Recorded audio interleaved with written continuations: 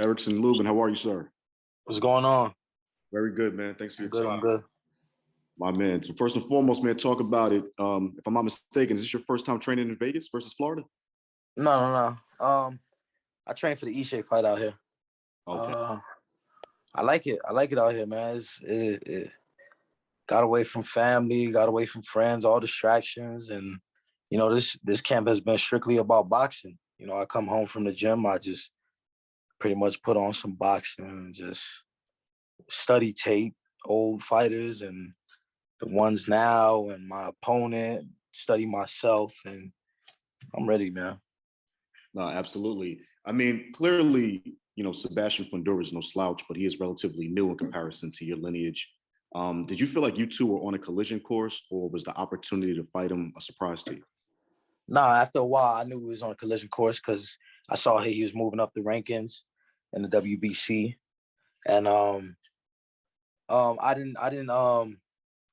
knew for a fact after the Sergio Garcia and Charlo and Castano, I knew that he would be next, and it didn't matter to me. Anybody they put in front of me, I want the next best in line. I don't care if they 7 foot. I don't care if they're midget. It don't matter. They weigh 154 pounds on that scale. Let's do it. I know that's right. I mean, I don't want you to abuse nobody though, man. They got to be bigger than a midget. You murdering things. Nah. Yeah. I'm just giving you examples, dog. No, for sure. Man. I love the passion. But we got to talk about it. Yeah, this guy's, freakishly large on some level. Pause. Yeah. What do you feel about this, right? I mean, clearly I know, you can fight anybody and you're ready for all comers, but just how do you train for something like that? What's the difference make? Man, we done brought them tall boys in. We done got some sparring partners that's 6'6". We done got Javante Clark, who previously fought Fundora to a draw, which a lot of people may have thought Javante beat him. I just got the right trainer, and I got one of the best trainers in the history of the sport. So, Kevin don't play, man. He makes sure his fighters don't play. He's not putting his name behind that. He's not putting his name behind some fighters that's bullshitting about this boxing. I'm serious about winning, and he's serious about winning. We both competitive, so we together we're a force to be reckoned with, man. Absolutely. Clearly, I know you're not looking past this guy. Nah, not at all. Next step after this is fighting for the undisputed super welterweight championship. How does that feel, number one, knowing that that's in your future once you get past this test? Man, that's motivation right there. That's motivation for this fight. That's motivation just all around, all across the board. My dreams is to become an undisputed champion, world champion, and I feel like it's just my time. It's my time to become champion. My time to run the division. It's just my time. I've been on top of this weight class, since I stepped on the scene. It took me only 3 years to get to that world title fight against Charlo.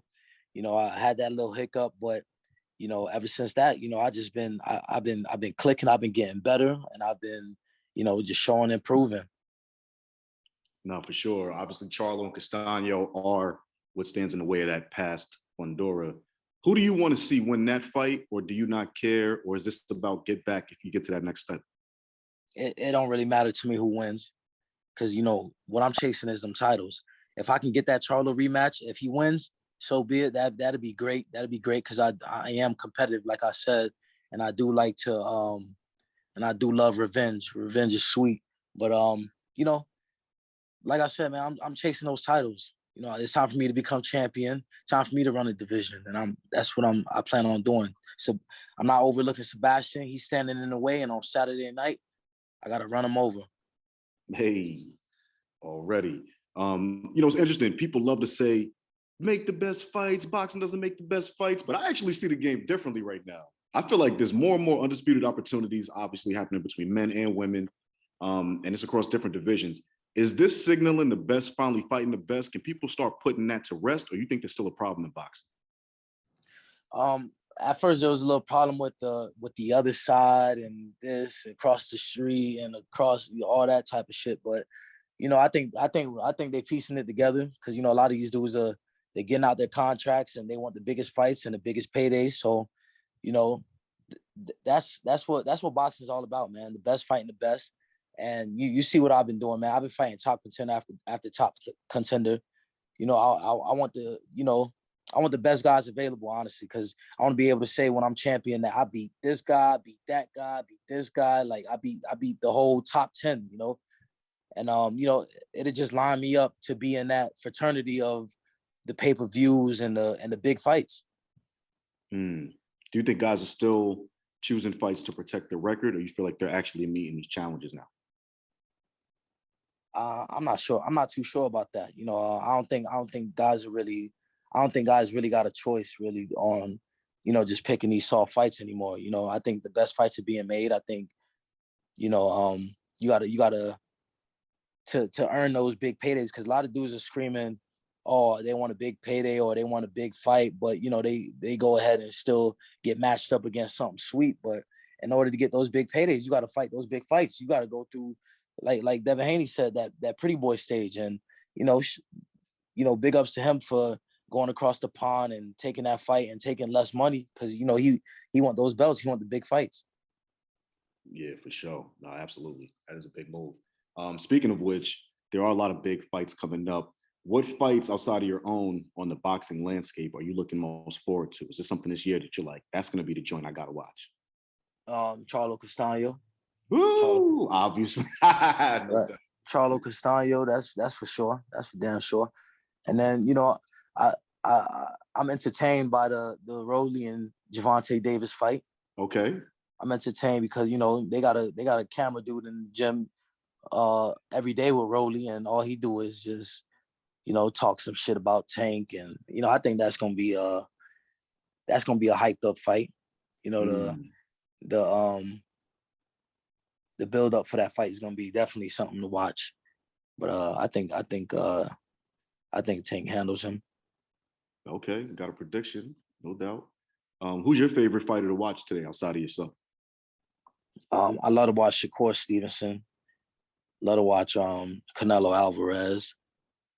I watch everybody, man. To be honest, I watch Jaron Ennis. Jaron Ennis could fight, and I think that's gonna be a big matchup one day. No clout chasing, no none of that. I think Errol Spence, that's gonna be another fight. They can make with me in the future. Terrence Crawford. Terrence Crawford, one of my favorite fighters to watch as well. He's on the top of the list, actually. So if I have to pick a top three, I'm gonna say Canelo Alvarez, Terrence Crawford, and Shakur. Favorite three guys to watch in boxing right now. Okay, and it didn't go over my head. Are you saying you were looking forward to a fight against Errol Spence in the future? Yeah, for sure. And it's no clout chasing. There's none of that. I respect Errol Spence on every level. I think he's a dog. I think he's a great fighter, one of the best fighters in boxing. But like I said, man, I'm looking forward to all the big fights, the biggest fights in boxing. I'm bringing it back to that era where it's like, the Four Kings era, where it's like the best fight the best, man. Yeah, that's what these people want to see, and that's how you earn those paydays. You can't go fight less opponents and be expecting the best paydays. You can't. It just don't make sense. Yeah, facts, no doubt. What do you think is the biggest advantage you have against Sebastian Fundora?